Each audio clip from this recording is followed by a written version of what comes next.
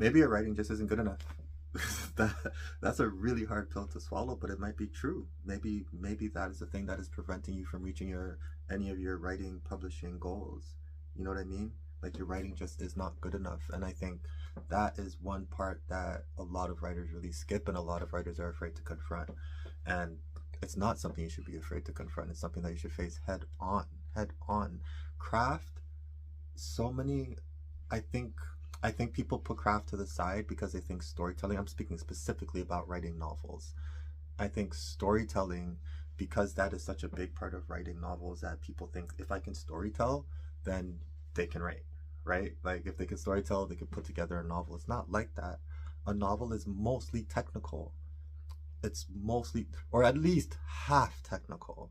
You know what I mean? It's extremely technical putting together a novel, and I didn't even understand that going into writing my first novel. It took me 6 years to write my first novel because I thought storytelling was all that I needed. And then once I started getting going, I realized no, there are so many different things that I needed. Let me tell you the one instance where I swear by craft, because craft is the reason that I got all my publishing deals. All of the Penguin, Scholastic, all those, that is because of craft. And let me tell you why.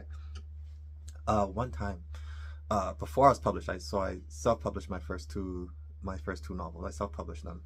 Um, and when I was ready to be like, all right, I want to get published now, and I knew exactly who I want to get published by and everything, I took a trip to New York and I went to a conference, a literary conference, literary agent conference, where you get to essentially like pitch to multiple literary agents, 5 minutes at a time. You get one-on-one time, but you get 5 minutes at a time. So I went, pitched to about 7 literary agents. 5 of them said they want to see my full manuscript. So when I got back to Toronto, I sent them my full manuscript.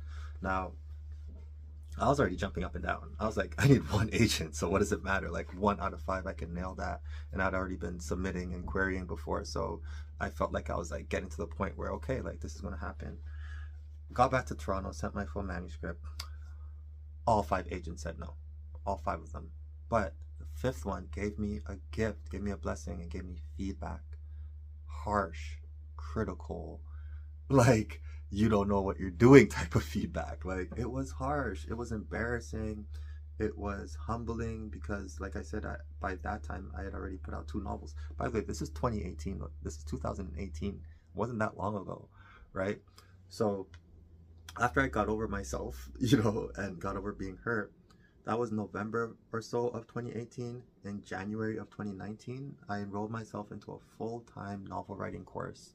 8 months, from January till August, 8 months, working one-on-one with a published author. And all we did was craft. All we did was craft and just workshopped and workshopped and workshopped together. And it was a beautiful experience, but it taught me so much about writing that I did not know. And I am a lifelong writer. I was writing, I literally knew I wanted to be an author since I was eight. Eight, right? And I stayed with it. I'm not someone who like veered off and did this. I stayed with it. High school, university, I stuck with it, you know? So I was writing for so long, and there are still things I did not know till 6 years ago. After my first 2 novels were already out, so many technical things I just did not realize. So it was eye-opening for me.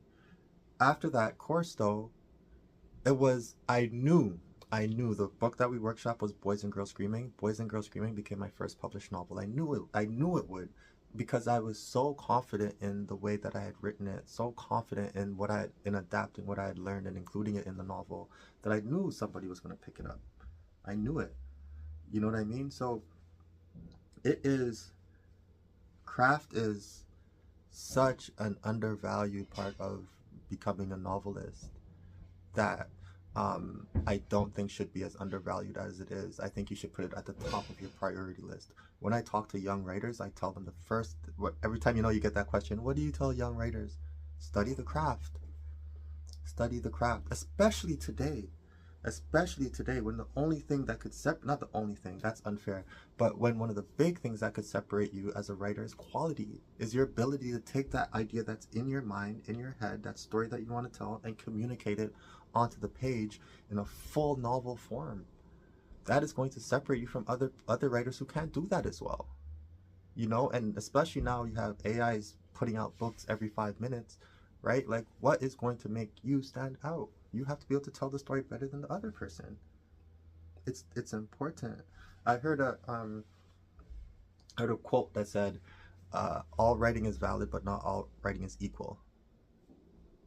I'm living by that quote now. You know, all writing is valid. Like, you can write for a lot of different reasons, but if you're talking about writing well, and especially I'm speaking specifically about writing novels, if we're talking about that, then all writing is totally not equal. You could be a bad writer. You could totally be a bad writer, you know? And again, I know what you're thinking. There are exceptions. Oh, this person's not a great writer and they made it, blah blah blah.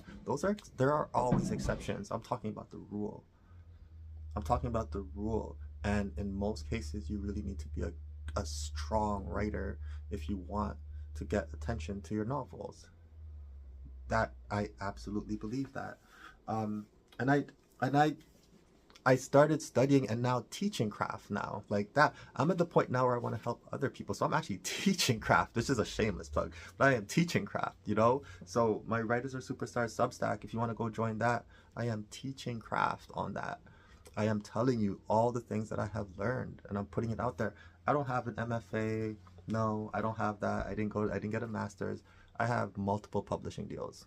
That's what I have to show for it. I've sold in less than the last year, tens of thousands of books. I have that to talk about. I'm still getting new book deals. I have that, you know, like that is what my experience is as an author. And I am a lifelong learner. I study craft. I don't just read books for enjoyment. I read books to study it, to learn, to see what I could utilize, to see now what I can teach other people, right? So craft. Like, do not let that go over your head. You really need to study it. And again, if you want to jump on my Writers Are Superstars Substack, I am starting to teach craft through something I'm calling Superstar Studio. So jump on there, subscribe, and come join me and learn some stuff, man, because trust me when I tell you that craft is that important, and trust me when I tell you you could be a bad writer. All right, see you on Writers Are Superstars.